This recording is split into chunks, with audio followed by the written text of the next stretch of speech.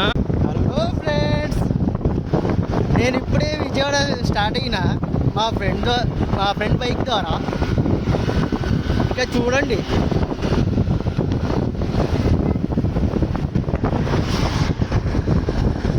ఎట్లా ఉంది మన Vijayawada side Bandar road.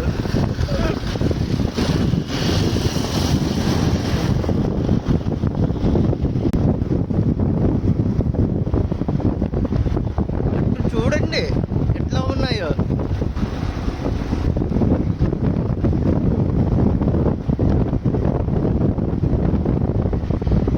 Hello friends, ఇప్పుడే నేషనల్ హైవే ఎక్కుతున్నాం. చూడండి,